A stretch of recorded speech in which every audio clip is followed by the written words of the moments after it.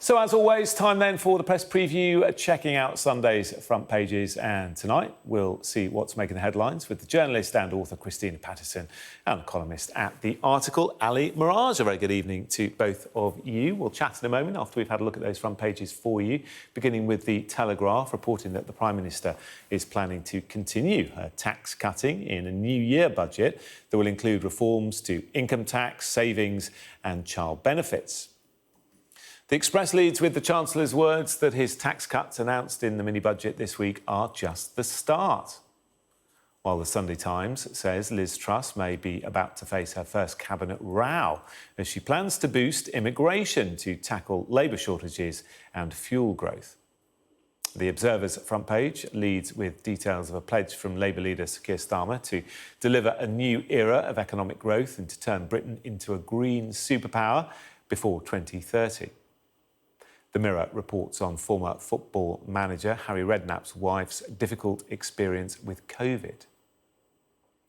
And just a reminder that you can scan the QR code on screen during the programme and check out the front pages of tomorrow's papers while you watch us discussing them. And to discuss them, Christina Patterson and Ali Mirage. So lots to discuss. It's been a very busy few days. And we'll start with the Sunday Express, shall we, Ali? Their headline, Chancellor, you ain't seen nothing yet. Labour accusing the government, of course, of gambling with the country's finances. The government says the gamble is actually very high levels of taxation, which stifle growth and deter investment. Ali, which side are you on? Well, look, I think the government's plan is very clear. It's very bold. It's very aggressive. You can't say that they're not throwing the kitchen sink at what they're trying to do here. But I do feel that the think tank ideologues have taken over the stable. And I think there are two issues with this. I mean, you've seen the top rate of tax, which was a rabbit out of a hat that no one really expected, down from 45 to 40%. You've also got the basic rate gone down from 20 to 19%, and other things happening across the board here. Stamp duty going down, other measures being taken on supply side reforms to try and boost the economy, all very welcome. But the thing that worries me is really two things. One is the economics of this. At the moment, you've got inflation just shy of 10%. You've got interest rates going up.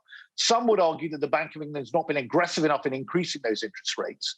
And that is all to try and dampen down growth. And on the other hand, you've got the government trying to engage in all sorts of stimulus measures to boost growth. I just can't see how that hangs together on the economic side. And then on the politics of all this, Jonathan, I just think optically it's very bad if you are telling public sector workers who are going for inflationary pay rises that there's no money in the pot to give them those inflationary pay rises because you'll enter into a wage price inflationary spiral, and yet you're cutting tax on the top earners. I mean, great for people like me. I'll be sitting pretty, but I think it's completely the wrong thing and very fiscally irresponsible when we've borrowed 400 billion on COVID, and now another 150 billion is being borrowed to support people with their energy bills, quite rightly.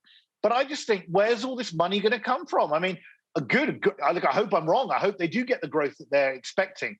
But I'm very worried about inflation, and I'm also worried about mortgaging our kids' and our grandkids' future to pay for all this. Yeah, I mean, that's exactly what they say, isn't it? That growth will pay the bills. But, of course, no one can forecast the future, Christina. At the front of the Observer, Starmer unveils green growth plan to counter Truss tax cuts. Labour Party conference, of course, starting in Liverpool. What were your thoughts when you heard this mini-budget? Well, I thought we'd been kidnapped by aliens. I mean, it feels like they have, we were in a car that was lurching all over the place, not brilliantly. I mean, it was all looking pretty dodgy. And suddenly some maniacs have taken over the wheel and are driving us over the edge of a cliff. That's what it feels like. I'm absolutely terrified. And I think if Tories won't listen to think tanks and they won't call, I mean, the idea that this was a mini budget or, a fiscal statement is like calling it a kind of special operation, as Putin did of his war in Ukraine. This is like blowing up the entire economy.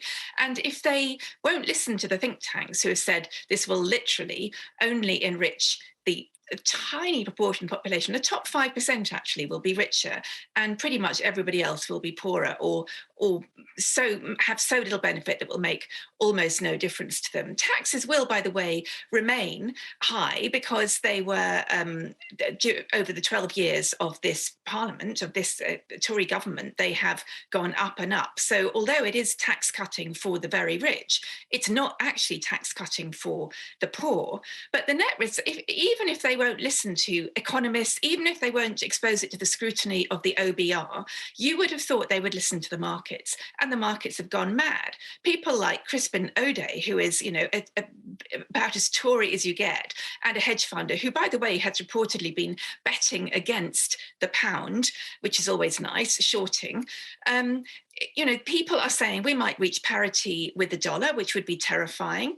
Nouriel Roubini, who predicted the financial crisis, wrote a book, Black Swan.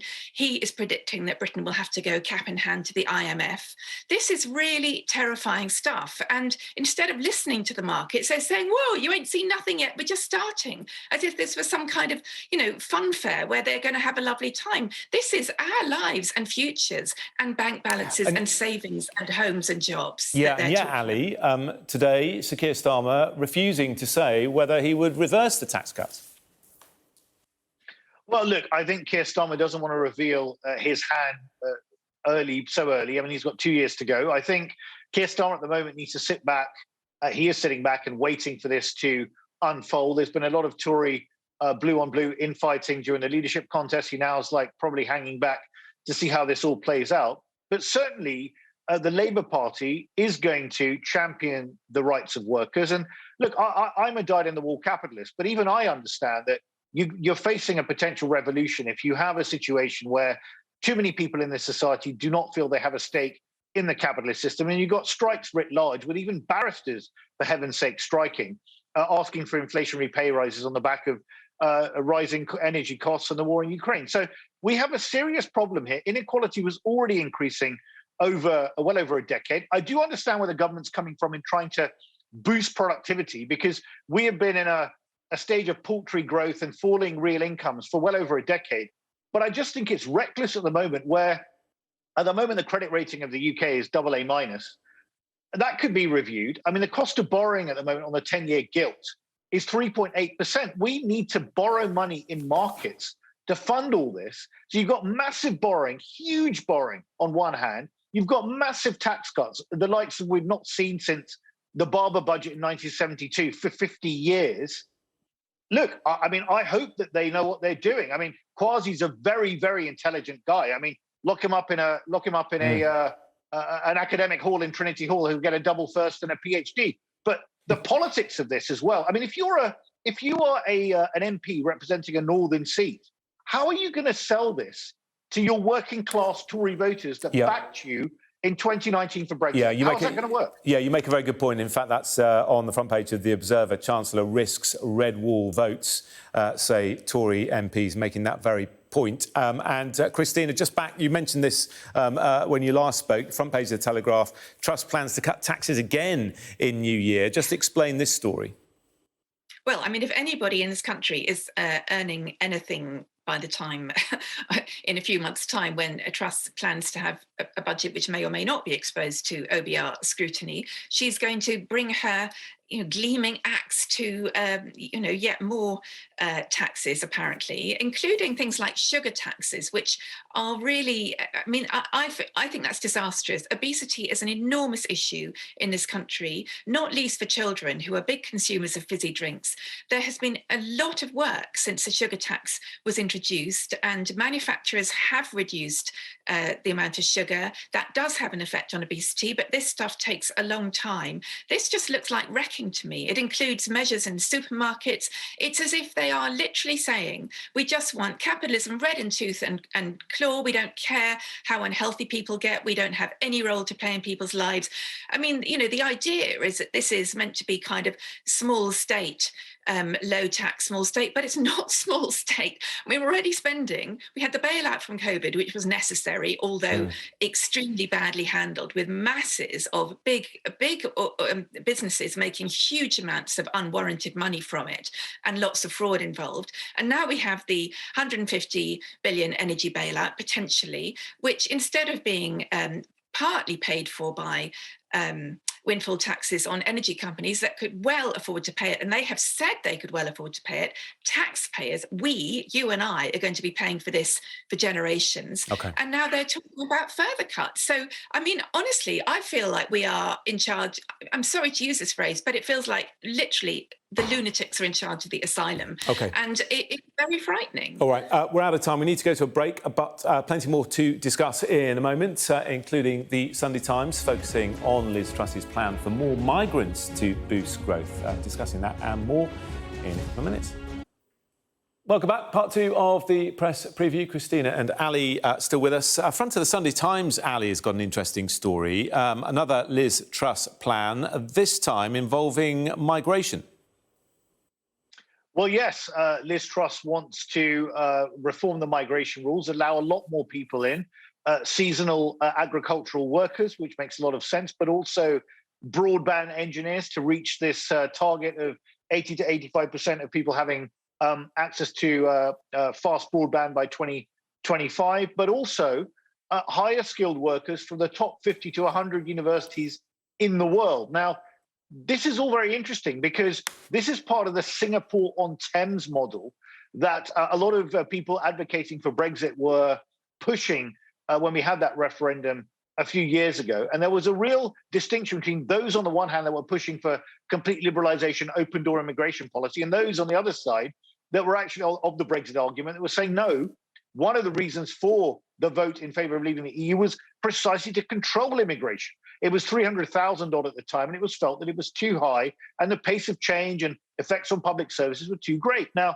there's going to be apparently a row in the cabinet, or at least a robust discussion, let's say, between Suella Braverman, Kemi Badenoch, and even Jacob Rees-Mogg, who are not convinced by this, and Liz Truss and Kwasi Kwarteng, on the other hand, who want to literally have a bonfire of the migration rules and let people in. So it's going to be interesting to see how this one plays out. Yeah, Christina, presumably this is one Liz Truss policy you are in favour of. Well, not automatically. No, I don't think it was worth leaving the EU and causing all the havoc and heartbreak and wrecked businesses. And then in order, essentially, it was absolutely evident that a huge part of the motivation for many people was that this sense that there were too many, well, they didn't like freedom of movement. They didn't like EU migrants coming in and they wanted to stop it. And now, of course, where I live, there are so many restaurants and businesses that can't get the staff. There are cafes that close early.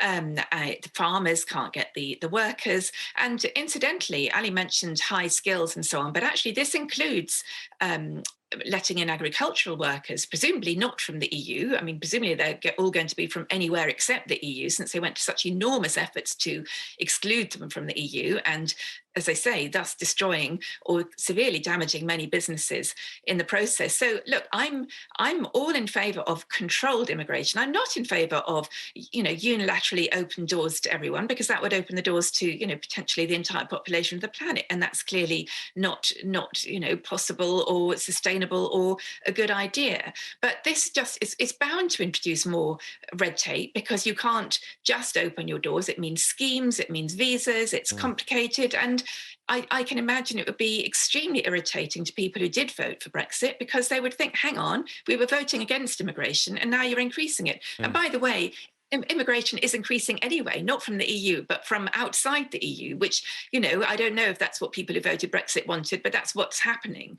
So, I mean, it's an admission, again, that from Liz Truss, who was, as we know, a very enthusiastic Remainer and then became a born-again Brexiteer, that limiting immigration in the way that has happened with Brexit was not a good idea, because we've lost a lot of skills.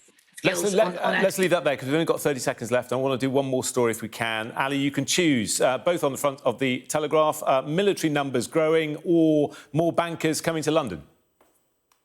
Well, I like the bankers coming to London thing, because it made me laugh. I mean, look, the whole thing about reducing the tax on but reducing the bankers' bonus cap, abolishing that, and reducing the top rate of tax is not something I agree with at all, because I think the optics of it are terrible. But it did make me laugh that now people in Edinburgh, the government there is going to be under some pressure because it's got a 46% top rate of tax, and now the top rate of tax in England is going to be 40%. So there's going to be some pressure on Nicola Sturgeon to take some action if she's not going to have an exodus of bankers and people in the financial sector from Edinburgh to London, which made me smile. Yeah, it's an interesting take on things, isn't it? And we'll perhaps talk about military numbers in the next hour. Thank you both very much. Great to chat. We shall see you again in half an hour or so. Right now, let's take a look at the weather.